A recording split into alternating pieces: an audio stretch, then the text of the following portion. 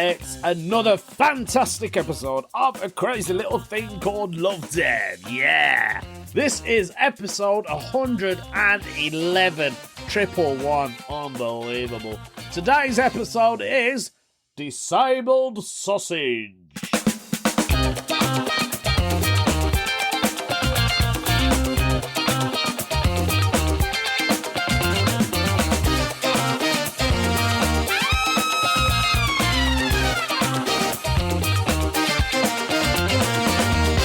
Watching these videos on TikTok, right? I mean, what else do you do when you're sat on the toilet? That's the only reason we take our mobile phones. Some of you are probably listening to this podcast whilst you're on the toilet. Unless you got loads of time to kill, then just stay on that throne. Enjoy this episode while you can. Yes, basically what I'm trying to say is, we're watching this video, right, and it's these rappers, and it's set in Colombia, I believe. But they're all rapping in, like, Spanish, yeah? And they mention Colombia a couple of times, and you think, right, it's got to be Colombia, innit? But it's going viral, and I'm thinking, it's on a normal bus, do you know what I mean? The one, like, I don't know, the number 81. And they're going somewhere. There's a poor passenger sat next to this group of people that are all rapping. Like, they're all taking turns in doing this rap. Oh, they're doing it to the beat of Chakadema's Some Pliers. You know, the Murder, She Wrote. Murder, She Wrote. Murder, She Wrote. Yeah, they're rapping to that beat, which is playing in the background. And this poor woman is sat on the bus, and she's looking like... She's got that face as if to say, why me? Why do they have to rap around me? You can obviously tell she's not into the music. She looks like she's in her early 50s, right? She's sat there clenching her bag like she's thinking they're going to rob it. And you can see everyone else is kind of like, you know, going with it. But, I mean, I've watched it 3 times, this video. I don't understand a word they're saying. Do you know what I mean? But you can kind of get the vibe and, you know, and it's quite nice, and I've always wondered, why doesn't that happen to me? I mean, to be honest, I rarely catch a bus. The only time I catch a bus is if I'm heading into the city centre, because I can't drive into Birmingham city centre because of the clean air zone, which is just a scam. Anyway, yeah, so why doesn't it happen to me? Do you know what I mean? When I remember going to New York, right, I'd catch the tram, or the tram line. What's it called? Not the tram, the tube. All right, so they got a tube line similar to like London, but it's all overhead. And when you get on the trains in New York, people come on the tram, right, and they'll just start rapping, or they'll start playing on the bongo drums. You know what I mean? One time there's a full Mexican band that came on the tram line. You know, they just walk up and down the tram, collecting money and singing, which is nice in a way because it kind of adds a nice little atmosphere to the journey. And I used to love catching the tram from Queens in New York going into Manhattan when I was there for about a month. I loved it. So yeah, I was watching that. Poor woman though. They probably started rapping when she wanted to get off the bus. Imagine if someone is rapping, right, and they're filming it. You can see they're filming it, and you know it's for social media. What do you do in that situation? I was thinking that. Do you stay on the bus, right, and think, oh, well, I've missed my stop. I'm just going to have to stay where I am. Because if I get up to stand up to show that I need to come off the bus, it's just going to interrupt the whole thing. And then I'm going to look silly on the video. So, unless you're going to work or you come back from work, you would be a little bit annoyed, I suppose. But then, yeah. Yeah, I would just stay on the bus, innit? That's what I would do. I don't know what you guys would do. I mean, there's no real difference to me. Like, you get people on the buses here in Birmingham. They'll be playing their own music loud. Like, I really want to hear what you're listening to, mate. Do you have to do that? And then you get the ones who vape. The vapors. I suppose it's better than the ones that smoke cannabis on the bus. You get the vapors in the back. They're vaping away. And then, yeah, I'd rather listen to a live performance. I'd probably join in. I'd probably dance in the background. Hopefully, they won't be singing in Spanish if it's in Birmingham. Most likely, it'll probably be in Urdu or Punjabi. Edit. Something like that. Anyway, I've been alright. I thought I need to do a podcast. Do you know what I mean? Good news. I'm now, hashtag number 76 is probably dropped. I'll be honest, that number's probably dropped. But I couldn't believe it. I was back in the top 100. I know 100's a lot. It was 96 and I was like, wow. I mean, I've been out for a long time. I've been off the charts. No one even knows who I am. I'm in the background. I'm like that library book that you get. You know, when you go to the library and you see that book and it's all full of dust and it looks like it was written in the 16th century and you know you're not going to read it because you'll never understand the English from that time of period. It was like that. That's what my podcast was like. Well, thanks to you guys, a lot of people have now started listening back to it, and that's fantastic for me. So, yeah, basically, just keep listening. I mean, those of you that do listen, I really appreciate it from the bottom of my heart. It means a lot to me. But, you know, that I wouldn't do it otherwise, do you know what I mean? What's the point? Wasting all that money for nothing. I mean, I get 3 hours playtime, so I get 3 hours, basically, to record every month. So that's what I should be doing, technically, really. I should be doing 3 hours a month. Do you know what I mean? Split it. What's that? 6 episodes? So, yeah, we'll see how that bit goes. Anyway, yeah, let's do a Ask the UK. Let's see what's going on in the UK right now. So, today's question has been posted by Critical Art on the Reddit forum, as always. Ask the UK. Today's question he asked is, can I live in a storage container? Right, before I read what he asks, first thing, are you living there on your own? You probably could, you know. I remember when I was at work, I was watching daytime telly, right? I think it was the Dave TV channel. Or Blaze, I think it was Blaze, actually. And on Blaze, there was this American, I think it's called Home Improvement or something like that. I don't know.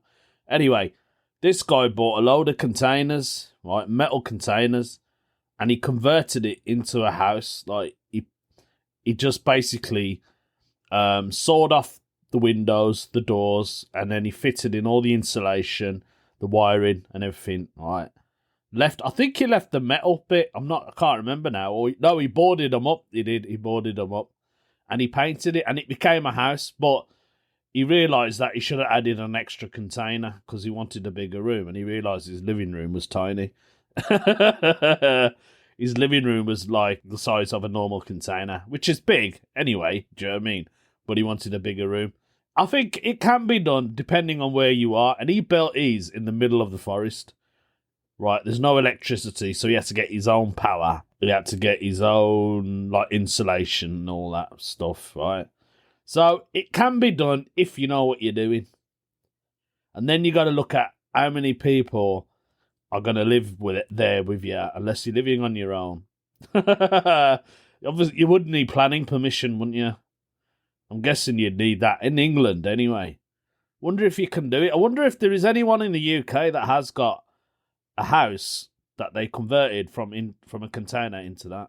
And then it's moving the container. That's what got me, was how did they move the container to the top of this forest in the US? How did they manage that? That was the most fascinating bit for me. Because it was a proper dense forest, do you know what I mean?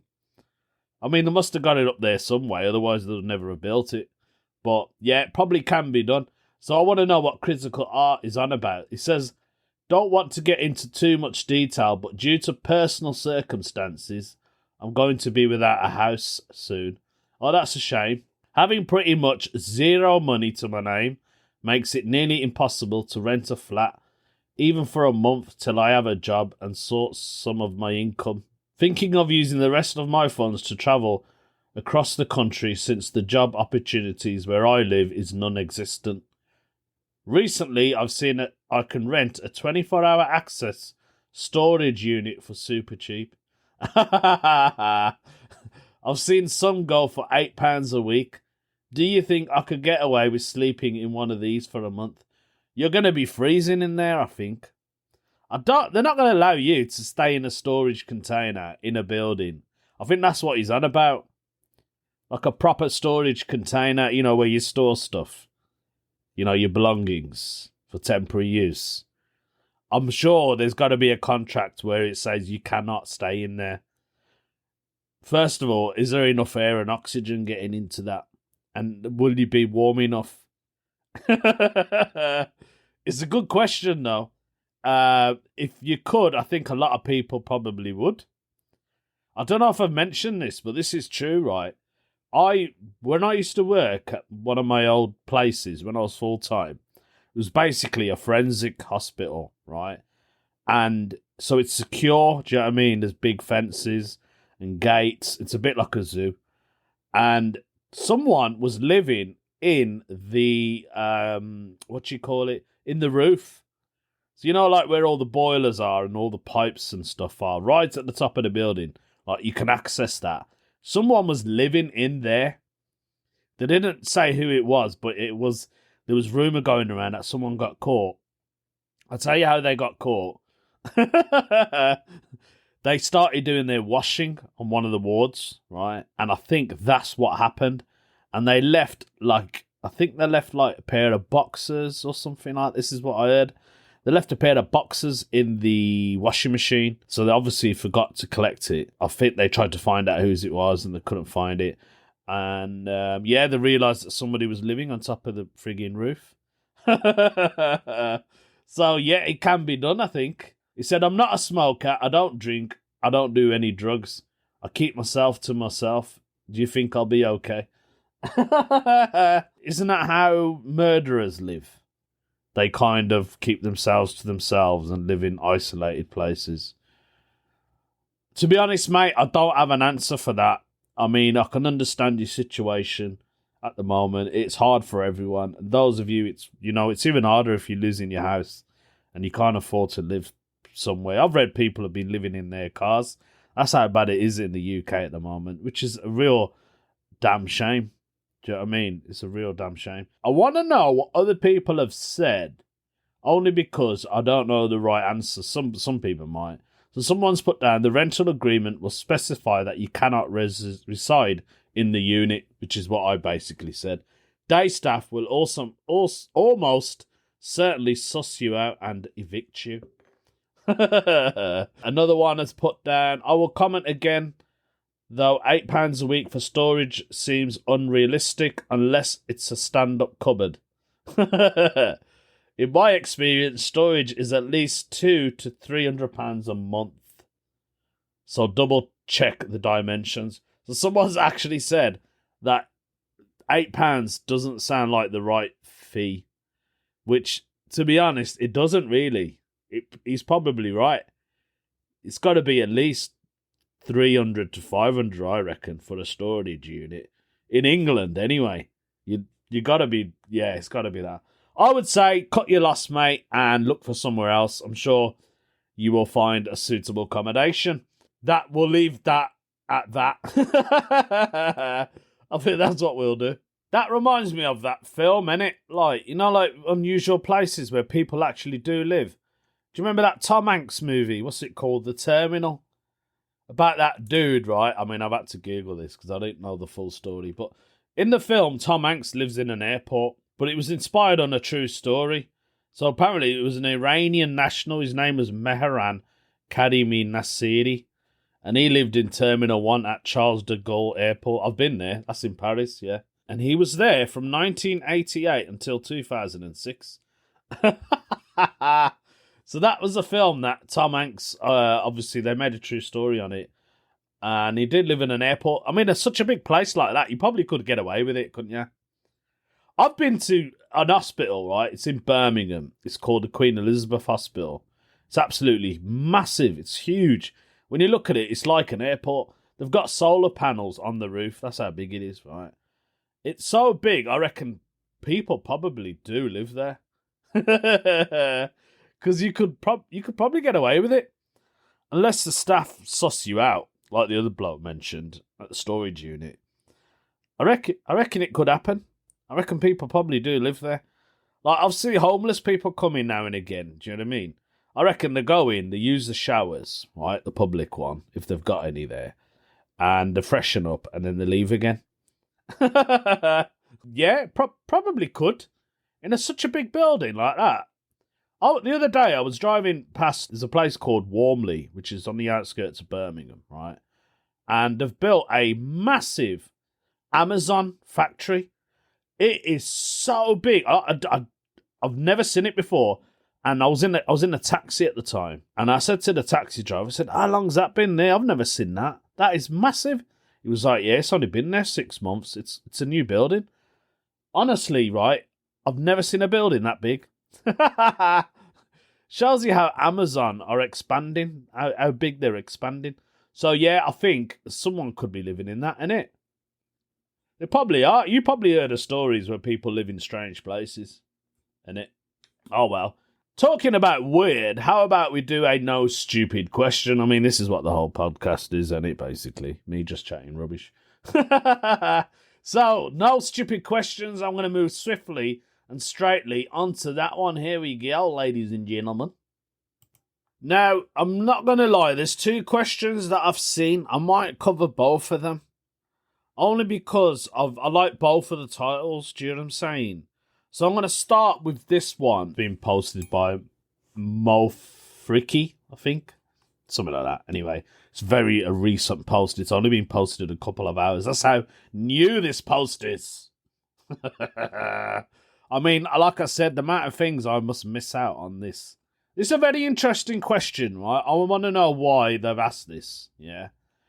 And they have asked, why do people hate the disabled? Why do people hate the disabled? Interesting question. Now, I'm going to assume before I carry on reading what he's saying is that this person is disabled, or they're looking after someone who's disabled, or they got a family member. Do you know what I'm saying? Something like that. I don't think everyone hates disabled people. I think people would mock disabled people because they're different. They are different, obviously, physically, probably mentally as well, a little bit. And that's what people judge because they don't have that. And I think people do that. That's what I assume, right? You guys know I work with a lot of disabled people. Right? I love disabled people. They are more humble, more human is the right word. They are more human. And they have a lot of respect as well to other races and different minorities and other disabled people. That's what disabled people stand out on. I believe, truly. Right, okay. He said, or they have said, I was in the checkout line today, and this woman who was using a mobility scooter paid for her groceries with an EBT/food stamp. I'm guessing this is America.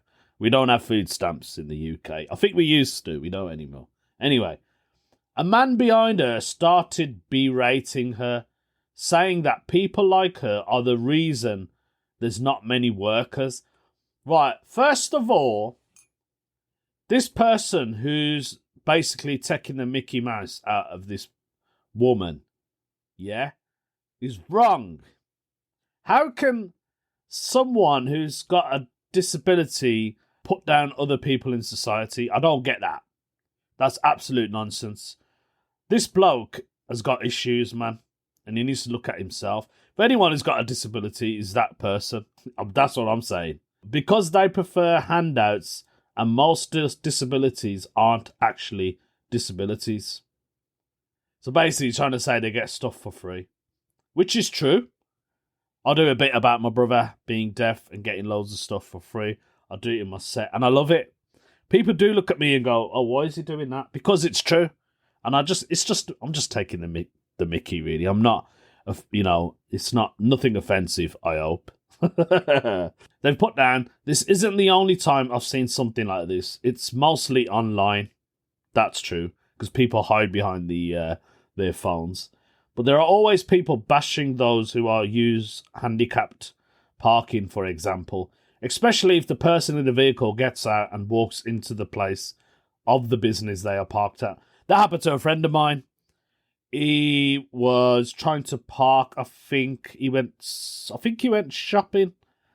I think this is a true story. A friend of mine is disabled. I think he went shopping and he tried to park in the disabled bay, and there was someone else trying to park in there, I believe, or they said to him, "You can't park there, mate. You haven't got a disabled badge," or something like that. Trying to say my mate wasn't disabled until he actually walked out, and then he could physically see that, right, okay, he is disabled. So people do judge when you park up. That is true. Does it have something to do with a defense mechanism, this person's asking? A disability could happen by a slip and a fall and being unable to find an adequate medical care. That's true. A disability can occur afterwards. I've looked after this bloke who unfortunately got bashed in the head by his partner, and it left him mentally disabled and physically disabled. And he's a totally different person now. Like, from his family, I believe, have said he was a normal functioning human being. He had his own business, apparently, and he had a row with his partner, and she bashed him in the head, and he became disabled. Like, the trauma from the hit made him disabled, which is a total shame. Do you know what I mean? I don't know. That's the question this person has put. Why do people hate the disabled? I think people who do hate the disabled are ones who have never been around disabled people, I believe. That is probably the question. And they think normal people, I mean, I use the term normal people lightly, they're the ones who probably think, I've got a hard life, I've got to pay bills. But then there's people who get money. Do you know what I mean? But in other countries, you don't even get that. So people should be thankful for the government as much as, we hate them. They do look after the disabled, the elderly, do you know what I mean? The more vulnerable people. That's who they look after. So, as I said, there was another question that I was going to do. Right, I don't normally do this, do I, folks? But only because I saw it and I thought, oh, yeah, I'm probably one of these people. So this person, Taylor Thick, has put down, that's a great name, first of all, Taylor Thick, has put down, what's the dumbest myth people today actually believe? Now, the reason I want to do this is because I love a good myth. That's what I've been doing a lot of my material based on, is myths, right? And being Asian, South Asian, Indian, Pakistani, all that, we all have very similar myths that we all believe in. One of them is if someone sneezes in the house, or if you sneeze, I remember this really well, you're not allowed to leave the house.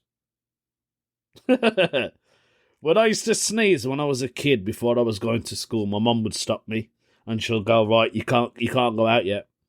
You're going to have to wait. What do you mean I gotta have to wait? You just sneezed. You're gonna have to wait 5 minutes at least, minimum. I'm like, why? What? I mean, I asked her. I said, what? Why? And she said, because it's bad luck.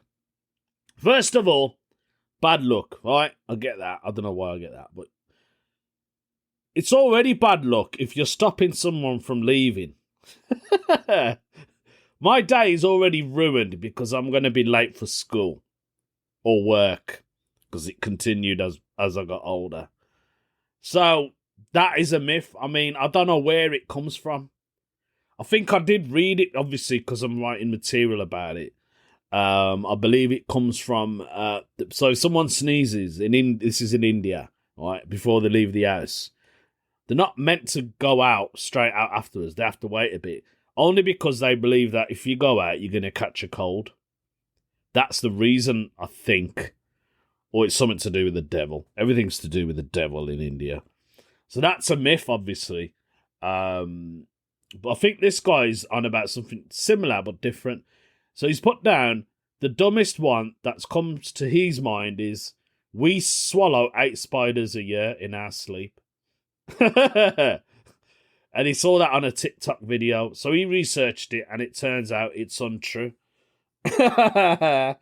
He said, what other similar stuff do people believe what's completely untrue? Now, I think I might save this, only because there's going to be stuff in here that I might adapt on or turn into a comedy. One person has put down lie detectors. They don't actually tell whether or not you're lying.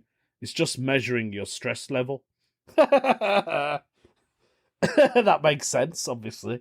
Someone else has put, cracking your knuckles gives you arthritis. Is that a myth? Interesting. First of all, I hate people who crack their knuckles. It goes right through me body. So I would keep that as a myth, only to stop them from doing it, because I hate the sound of people cracking their knuckles in front of me. Honestly, it was one. I mean, there's not a lot of stuff that gets to me, but that is one of them. And middle lane hoggers.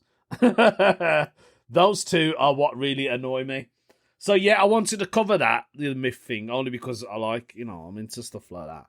Talking about material, do come to my Leicester comedy show. It's at King Richard III pub, which I believe is on Holly Street. I know I mentioned this in the last one, but I need people there. It's only £5 a ticket if you buy it online. Go to the Leicester Comedy Festival site. Put in my name, Lovdev. You don't even have to put in my full name. Put my first name. My show will come up. It's called Half Soaked, which is a Brummie slang for someone who's slow or witted. That's what that means. So it's someone who's daft. Because I used to have a friend who called me half soaked. She was from the Black Country, in the Black Country as well. She used to go, yeah, I'm half soaked, yeah, ma. So, so I've kept that only because she used to say half. I was half soaked. You know what I mean? I'm daft. In a funny way, if you know what I mean. So obviously I'm half soaked because I'm into weird stuff, man. Do you know what I mean? Which is why I did the myth thing. And let's finish on the most weirdest thing ever. The weird news story. Oh, God, I love the weird news story. I don't know what it is, but I'm going to love it either way. Okay, folks, this is a strange one. Very, very strange. I will change some of the wording. If you got kids, they may not want to listen to this one. There we go. So, today's weird news story actually comes all the way from the United Kingdom. I haven't done one from the UK in ages. Title of the story is: The escort who cut off a eunuch maker's sausage said it was one for the bucket list. Alright. The ringleader of an extreme body modification group had his sausage cut off by a male escort, who then remarked, well, that's one for the bucket list. A UK court has heard. Damien Burns, shout out to Damien Burns, pervert, who's 36, happy birthday, and he's from Tottenham, North London, has pleaded guilty to grievous bodily harm for removing Marius Gustavsson's sausage with a vegetable knife on February the 18th in 2017. Burns appeared at the Old Bailey alongside Jacob, who's another pervert, who admitted freezing Gustavo's leg, leading it to requiring amputation in Feb 2019. The former nurse, Nathaniel Arnold, 48, also admitted the partial removal of Gustavo's nipple in 2019, stealing anaesthetic from his work of place. A nurse, you know. Unbelievable. Chelsea and Westminster Hospital. And he was possessing basically loads of pervert material. So the court that Gustavo, who's 46, happy birthday, had been involved in a numerous extreme procedure, including filming the removal of the male sausage and posting the footage to a pay-per-view eunuch maker website. This is mad. Is this happening? Is this story real? The practice is linked to a subculture where men become nulos. I don't know what that means. So it's nulos. Here we go. It's short for genital nullification by having the sausage and the bag removed. Oh my God, mate. Why would you want to remove your sausage and your bag?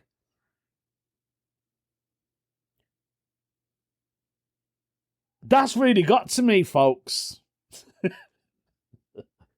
I can't even do this without thinking about my own.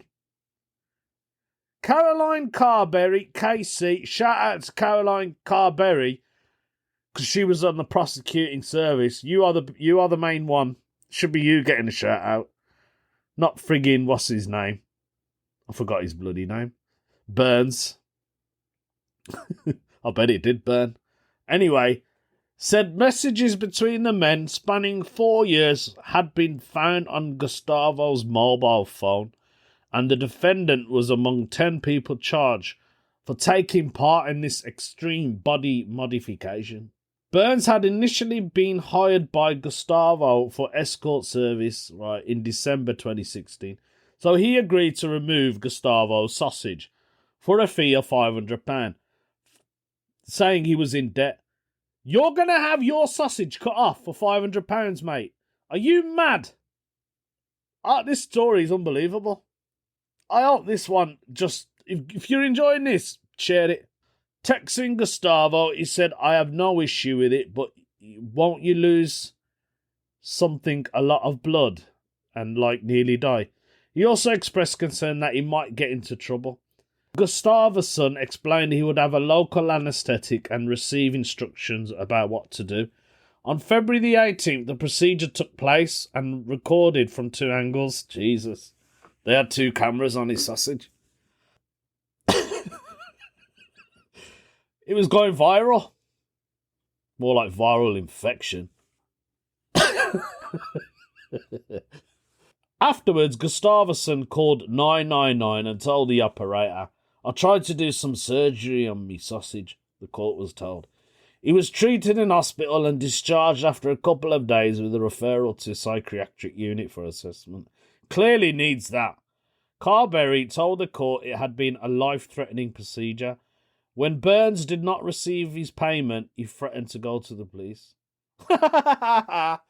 Like he's going to do that, innit? So there's this bloke, right, and he wanted me to cut off his sausage, and I did it, right? A little procedure, right? We had 2 cameras. It was on TikTok, and it was live, right? We've got a subscription channel, check it out. And the bloke won't pay me up. What do you think the police are going to do? This gets more bizarre than bizarre. Following his arrest in 2022, Burns admitted what he had done, saying he was in a financial difficulty and had thrown up on the way home afterwards. Gustafsson previously admitted charges including conspiracy to commit grievous bodily harm and will be sentenced with others. So this year they're going to get sentenced in March. Mitigating for Burns, Lisa Bold, I don't know who she is, said he had suffered trauma during his Catholic upbringing in Ireland. That set him up on a path to drug addiction and desperation. Miss Bold, I hope she ain't bold, Miss Bold added that he was appalled and ashamed by what he did in 2017. Burns wept in court like a baby. His barrister said his mother was suffering from cancer and appealed for a non-custodial sentence. I think he's just making excuses, isn't it? Mitigating for Arnold, Neil Griffin, don't know who he is, described as a compassionate, gentle, mild-mannered and respectful nurse. He committed the offence while in the grip of hypermania, brought on by bipolar disorder. Griffin said he most unlikely ever again to engage in fantasies and the behaviour that he was prone to 4 years ago. Judge Mark Lucraft adjourned the sentence till January, only a couple of days ago. The defendant that his mind was not made up on whether to hand them jail terms. So even the judge is not sure to take these guys to jail. Judge, make your mind up, man. You be in his situation. You have to think about getting your sausage cut off for 500 quid. Would you do it? No. Send them down the frigging, whatever you call it, pan. He said, this case is unique. It is quite unlike any other case I have dealt with. I've never read anything like this in my life. It's absolutely shocking.